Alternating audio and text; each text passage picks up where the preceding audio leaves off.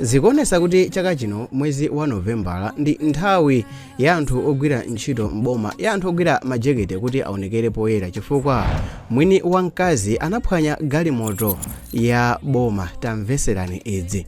Thabo Chakakanyirenda yemwe ndi mlangizi wa boma pa nkhani za milandu kapena kuti pa nkhani za malamulo wamenyedwa modetsa nkhawa komanso waphwanyiridwa galimoto ya boma yomwe amayendera chifukwa chopezeka akuchita zachisembwere ndi mkazi wa mwini. Bambo wina yemwe amadziwika ndi zina loti Haris Nantikwa wamenya modetsa nkhawa attorney general wa dziko la Malawi Thabo Chakakanyirenda ndi kumuphwanyira galimoto ya boma kamba kopezeka akuchita zachisembwere ndi mkazi wake. Mwini mkaziyu omwe ndi Bambo Haris Nantikwa wati wakhala akumuona mlangizi wa boma la Malawi pa mlanduyu amene ndi Thabo Chakakanyirenda akuzemberana ndi mkazi wake kwa nthawi yayitali, ndipo nthawi zambiri amatengana nkumapita malo ena ogonera alendo kumakachita zachisembwere.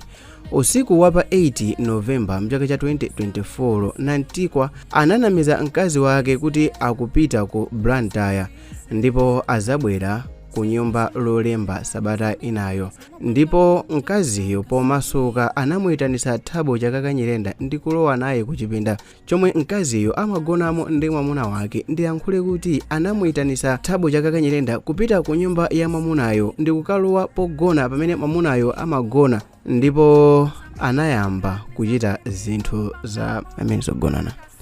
Nayenso bamboyi atazindikira kuti Nyirenda walowa anayenda chozemba ndipo anapeza Nyirenda mu chipinda chake anayibusa ndewu yoopsa. Ndewu itafika povuta posowa olandisa, Anyirenda ndi mkaziyo anathawa nkusiya galimoto ya boma panja pa nyumbayo. Popsa mtima, Bambo Haris anatenga miyala ndi kuyamba kuphwanya galimoto ya boma yomwe attorney general Thabo Chakakanyirenda amayendera. Izi zabweretsa mpungwepungwe ma social media ku Malawi, ndipo nkhaniyi yawanda kwambiri ngati moto mokotobala oyaka munda okhala ndi uzu owuma. Thabo Chakakanyirenda ndi okwatira ndipo siziziwika kuti zitha bwanji mu banja lake ya iyeyi. Anthu alijenkha kuti kodi nkhaniyi itha bwanji. Mkuluyu yemwe ndi mwini banja wafotokoza kuti banja lake lakhala likuvuta. Mkazi wake anafika potenga divorce certificate ku court kuti athese banja, zomwe mwini wa mkazi akukhulupirira kuti mvundula mazi munthu amene ankafuna kuyipisa banja ndi mkuluyo amene wamugwirayi.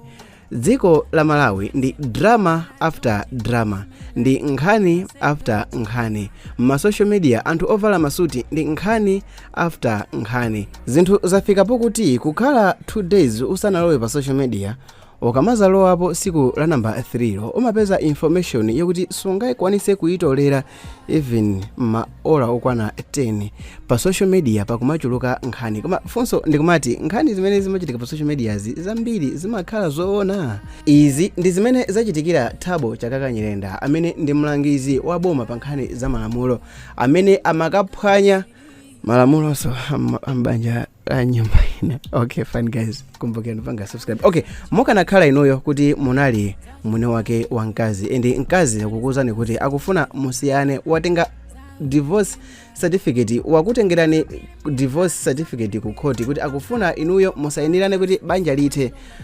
Bwanji mukanatani kuchokera musiku loyamba? Nanga zikanakhala kuti inuyo ndi mwini banja amene mwampeza mkazi wanu ali busy ndi mkulu owaziwa malamulo bwino muziko la Malawi, mukanapikisana naye ndi kumenyana naye? Guys, pali mafunso ambiri mwina amene ndikhonza kufunsani, but tangu ndipasani maganizo anu. Koma kumbukani kupanga subscribe before ndikhandi kupasani nkhani zonse zimene zikuchitika mziko la Malawi. Is some Mavita here. Remember to subscribe. Ona niso ni mavideo na wile mena lipa screen yo.